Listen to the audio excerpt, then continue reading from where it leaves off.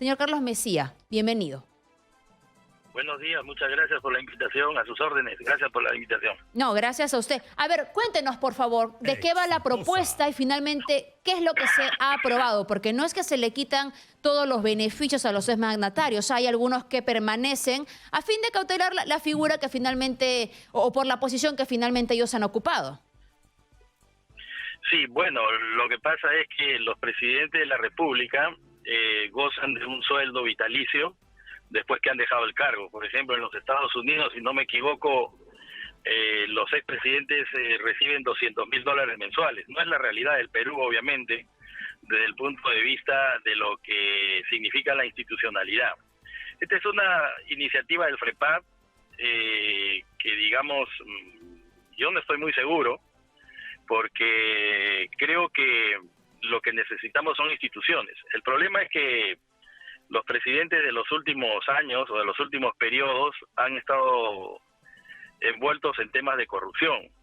Pero eso creo yo que en parte es, bueno, con algunas excepciones, es un poco la canibalización de la política en el país y esta forma, esta visión del Perú donde los peruanos de todas las sangres no nos podemos encontrar. No somos todavía una nacionalidad completamente creada y esto trae como consecuencia estas idas y venidas en cuanto a las cosas, ¿no? Antes teníamos bicameralidad, unicameralidad, ahora queremos regresar. En la Constitución del 79 los presidentes eran senadores vitalicios, ahora ya nada se quiere con ellos. Entonces vivimos un mundo de aturdimiento por una cantidad de información a propósito de la tecnología y de las redes sociales, que hoy en día la información ya no es poder, sino la verdad es poder, porque la gente no sabe cuál es la verdad. Sí. Entonces, a mí me parece que todas las circunstancias y teniendo en cuenta, digamos, el currículum vitae de los últimos presidentes, puede que sea, por ahora, una medida aceptable para,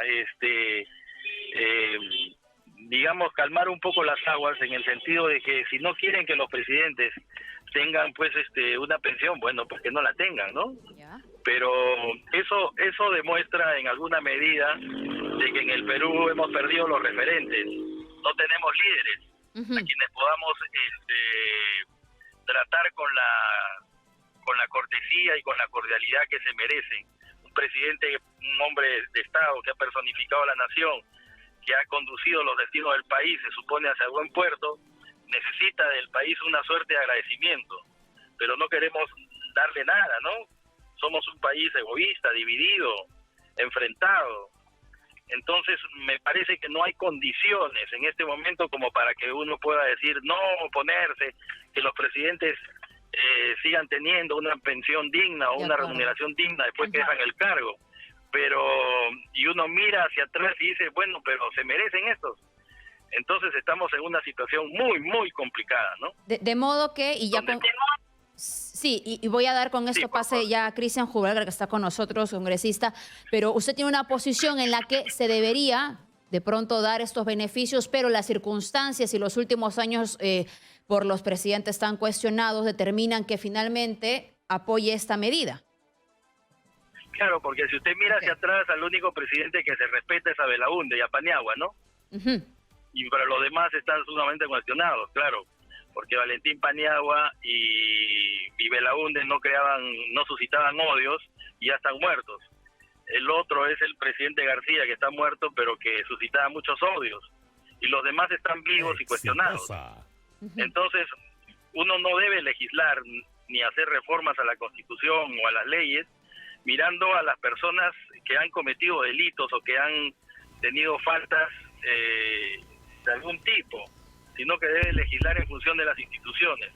Entonces, cuando se le da al presidente de la República una pensión, es por la dignidad del cargo que ha ocupado, no por la persona en sí. Pero eso la gente en estos momentos no lo entiende, porque como hemos perdido los referentes, no tenemos a nadie a quien mirar. Entonces todos son corruptos, todos son inmorales, nadie se merece nada en este país, ¿me entiende? Sí. Correcto. Congresista, ¿qué tal?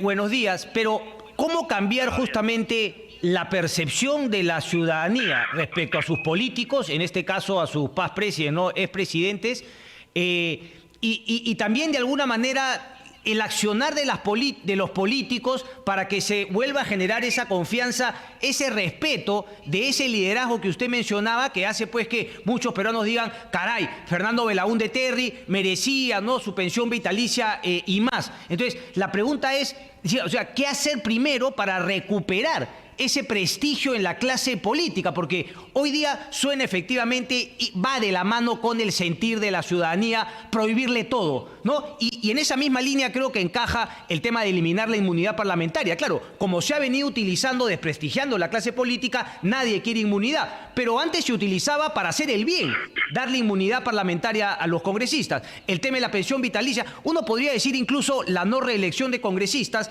y también, digamos, la negativa de mucha parte de la población a ir a una bicameralidad. Entonces, todo eso es parte también y son los propios congresistas que promueven esto quizá hoy en el Congreso, que también de alguna manera congresista, pues reconocen, sí, pues somos una clase política tan mala que por eso mismo estamos cambiando lo que antes era algo positivo para los buenos políticos. ¿Qué hacer al respecto, doctor Mesías? Mire, lo que pasa es que hay muchas cosas que vienen mal desde hace tiempo. Yo creo que no hay clase política. Ha sido destruida desde hace mucho tiempo, justo con esta aparición de 24 partidos políticos, que es una locura, donde varios son vientres de alquiler, donde se aupan improvisados o aventureros, que cuando les preguntan cómo va a estructurar el Estado no saben qué decir, ¿no es cierto? O algunos que están incluso cuestionados por ejecuciones extrajudiciales. En fin, además hay una judicialización de la política.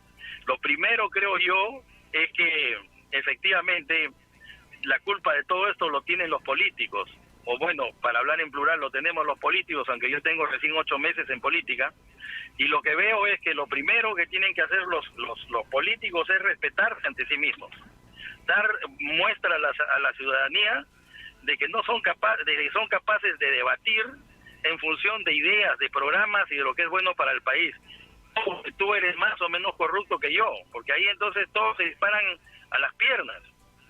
Entonces la política en el Perú ha descendido a los niveles de la alcantarilla, cuando los políticos deberían guardar las formas, ¿no? Por ejemplo, me parece saludable que el presidente Sagasti haya reunido se haya conversado con, por ejemplo, con Keiko Fujimori, con César Acuña, porque esa es una muestra de que los peruanos pueden dialogar y entenderse. Una foto, por ejemplo, entre Vizcarra y Keiko conversando no hubiese sido posible. Entonces ha habido mucha división y esperemos que el próximo 11 de abril la ciudadanía escoja a un hombre que tenga la suficiente capacidad para poder unir a los peruanos. Es el camino. Sí, pero congresista, perdón que lo interrumpa. No puede ser que los ciudadanos elijan bien o crean haber elegido bien y luego justamente por la debilidad del sistema pues aparezcan cosas nuevas sobre ese personaje. Ese partido político que se mostró unido durante la campaña se rompe, aparecen liderazgos atomizados, o sea, no es solamente elegir bien, ¿no? Me parece que es también que la propia oferta electoral también esté en crisis. Es verdad, pues es que claro, la oferta electoral es mala porque la gente que puede entrar a la política, gente valiosa que podríamos tener en la política, no quiere entrar porque inmediatamente escarban en su pasado y cualquier cosa le sacan, y entonces la gente es muy cuidadosa. Si tiene un prestigio profesional o una reputación bien ganada, que a veces cuesta años construir, se puede en la política, que es una lucha canibalesca, se puede destruir de la noche a la mañana, okay. ¿No es cierto? Gente que gana mucho dinero, que tiene muchos intereses, por ejemplo, porque son empresarios exitosos, profesionales que ganan 50,000, $1,000 para adelante. ¿Para qué van a entrar al Congreso donde solo digamos, ganan muy poco para ser presidente de la República? Prefieren quedarse en sus puestos trabajando, dando empleo a la gente. O quizás lo que hemos visto es que entran a la política para hacer algún tipo de lobby que haga que finalmente sus ganancias en el mundo empresarial aumenten. Pero bueno, congresista, siguiendo esa línea de recuperar, ¿no?, el prestigio de la clase política, pues algo que se ha perdido también, usted coincidirá conmigo, es las buenas formas y entender que dialogar, que negociar en política no es algo negativo, sino que cuando se hace de manera transparente y se llega a acuerdos es justamente la esencia de la política. En esa línea, usted ha saludado al presidente Sagasti. Fuerza Popular va a devolver ese gesto o ese saludo dándole el voto de confianza al gabinete que preside Violeta Bermúdez, pero que obviamente es el gabinete del señor Sagasti. Mire, a veces uno por guardar las formas dice hay que esperar qué va a decir la primera ministra, ¿no? Pero creo que en este momento ya no es necesario guardar las formas. Creo que vamos a tener que darle la confianza porque es un gobierno de transición. El país no está para más crisis. Debemos mirar para adelante. Lo importante nomás, creo que la primera ministra tiene que garantizar que las elecciones van a ser libres y transparentes y que los partidos políticos van a poder participar sin ningún tipo de atadura y sobre todo que haya división de poderes, que el Poder Judicial no se convierta en un órgano político o un brazo legal del Poder Ejecutivo que sirva para perseguir a quienes no piensan como uno, ¿no? Ese es el problema ahorita también. De acuerdo. Permítame hacer... Sí, por favor, concluya. Sí. No, se lo permito, dígame. No, gracias. Yo nada más quería hacer un paréntesis en esa línea preguntándole cómo queda para la bancada de Fuerza Popular la imagen del señor Manuel Merino, que de su partido político recibe incluso la invitación a que renuncie, pero que al parecer su bancada sí lo respalda. Para ustedes, ¿no? También como colegas en el Parlamento, ¿cuál es la imagen que tienen de Manuel Merino? ¿Respaldo acaso lo que sucedió? Por favor. A ver, Manuel Merino es un político de vieja estirpe, conoce muy bien el manejo parlamentario y solo tenía que hacer un gobierno de transición y había que respetar la línea sucesoria. Lo que pasa es que Manuel Merino y su gabinete representaban una vuelta de tuerca en la estructura de poder en el país. ¿No es cierto? Era un giro copernicano que significaba básicamente que mucha burocracia que viene manipulando los medios de comunicación, la información que se da a través de las redes, en fin, tantas cosas que ustedes saben o que en todo caso pueden o no compartir conmigo. Pero en todo caso, creo que esa fue lo que llevó a la crisis, ¿no? Pero además, por otro lado, Merino, si bien es verdad que la crisis terminó de estallar en el Parlamento, la crisis venía de más atrás y creo que todavía continúa, a propósito de todo lo que ustedes dicen. De manera de que esa es una pregunta, la pregunta es qué hacer, que era un gran libro, ¿no es cierto?, del estadista Lenin, marxista Lenin, que decía qué hacer. Esa es la pregunta además que tienen que hacerse quienes el día 11 de abril pretenden ir a la política.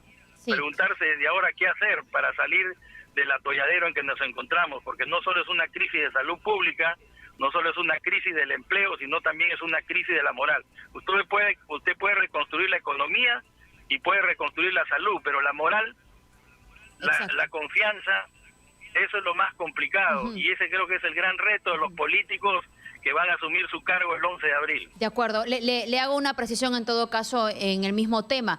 La posibilidad de que se creen comisiones para investigar o que se le investigue desde el Parlamento, señor Manuel Merino, por ese corto periodo que tuvo de gestión y los fallecimientos de Inti y Brian. ¿Ustedes tienen alguna posición respecto a esto? Luis Alberto Sánchez, que era un intelectual de la década del siglo pasado, decía, cuando hay un problema, entonces si hay un problema hay que formar una comisión. Las comisiones a veces sirven para diluir las cosas.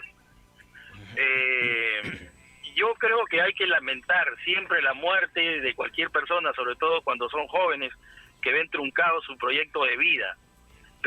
Y no creo que debe rehuirse a la investigación, pero una investigación no debe partir de la base de lo que se infiere a propósito de su pregunta, ¿no? Que dice, vamos a formar una comisión investigadora para escudriñar en los actos de Merino.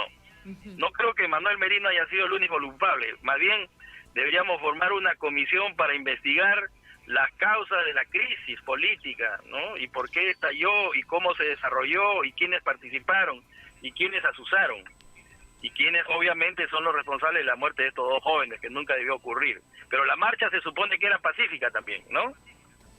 Entonces, sí, pero efectivamente empezó pacífica, pero luego se torna violenta y luego viene justamente la represión policial. O sea, creo que eso nadie lo niega, ¿no? Una marcha que inicia pacífica llega justamente a las barreras que había puesto la policía y hay elementos que se quedan tirándole piedras, ¿no? Y tirándole bengalas a la policía, pero luego viene la otra parte que tampoco no es pues una legítima defensa de la policía, sino es una represión ante efectivamente violentistas. ¿Esto lo reconoce, congresista, o le parece que lo que planteo no es lo real? Es simplemente policía siendo víctimas de vándalos y que ahora se quiere culpar de todo a la policía. No, totalmente de acuerdo con lo que usted dice. Creo que en un determinado momento la policía perdió su profesionalismo y pasó de su posición de garante de los derechos fundamentales y del orden público, ¿no es cierto?, a un órgano, a un cuerpo de fuerza que rebasó los límites de lo razonable. Pero de ahí a investigar o culpar a Merino, me parece que hay una distancia muy grande, ¿no? Ok, pero a lo que voy es que investigaciones tienen que haber, no sé si necesariamente una particular para ver la responsabilidad de Manuel Merino como presidente interino en ese lapso. Pero bueno, congresista, solamente quiero terminar porque, claro, me imagino que también ya ha hecho el deslinde Fuerza Popular de estas personas que habrían vandalizado, cabe el término, justamente este memorial que se había hecho en reconocimiento, en recuerdo de las dos víctimas. Creo que ahí el comunicado es claro. Si finalmente estas personas siguen siendo parte de Fuerza Popular, van a ser expulsadas. ¿De acuerdo con eso? Sí. No son militantes de Fuerza Popular. Eso es un grupo que se llama, dicen, no lo sé, La Resistencia, creo que se llama La Resistencia, que están al margen del partido, tienen posiciones extremas con las cuales Fuerza Popular no comparte, ¿no? Pero también es importante señalar en este momento que me parece también absolutamente atroz y que forma parte además de los desencuentros en que nos encontremos, que para descalificar a estos dos muchachos víctimas de la crisis institucional, entonces tengamos que estar escudriñando en que uno fuera paquetero y el otro había, creo que, sido víctima de un hurto agravado, ¿no? No es el momento. Lo que pasa es que ahí lo que indigna también es el doble rasero, ¿no? Porque para defender a la policía en un momento, cuando era la policía durante la pandemia del presidente Vizcarra, se defendió que habían también, digamos, personas con prontuario en la discoteca Restobar. Claro, ahora la película se invierte, ese es justamente el problema del doble rasero. Pero, congresista, solamente para terminar, usted dijo que cree que hay un problema de persecución judicial siguiendo los intereses del Ejecutivo. Hoy por hoy hay una disputa tremenda entre el Diario de la República y el Diario del Comercio, porque el Diario de la República, eso que usted acusa, también se lo acusa al equipo Lavajato, pero contra el presidente Martín Vizcarra. Es que lo que pasa es que desde un punto de vista material, no formal, en el Perú en este momento solo hay dos poderes del Estado. El poder legislativo, que es el Congreso, y el poder ejecutivo, bueno, antes del señor Sagasti, porque en este gobierno no me consta, ¿no es cierto? Y al mismo tiempo un grupo de miembros del Poder Judicial y del Ministerio Público que hacen política y entonces rompen el equilibrio de poderes. Ok, congresista, pero hacen política, entonces digamos es un poder paralelo, un poder fáctico, pero no es que esos fiscales jueguen en pared con Vizcarra. Es más, hoy los acusan de habérselo tumbado a Vizcarra. Yo no sé qué habrá pasado ahí. Y eso también, por ejemplo, algo que la gente dice, la culpa tiene el Congreso, pero la prensa hizo su labor, ¿no? Tuvo en las manos, es lo que toca, informaciones sobre el presidente, claro, y a la prensa le tocaba decirlo, porque la prensa no podía guardarlo. Claro. Es su labor. Correcto. Y al fiscal le tocaba denunciar. Son cosas, ¿no? Que, claro, también nuevamente el doble rasero, ¿no? A veces se utilizan ciertas cosas para sustentar, pero un hecho similar finalmente ni se toca porque complicaría más bien la hipótesis de uno. Pero bueno, un placer como siempre, congresista Mejía. Muchas gracias. Vamos a la pausa. Regresamos en breve.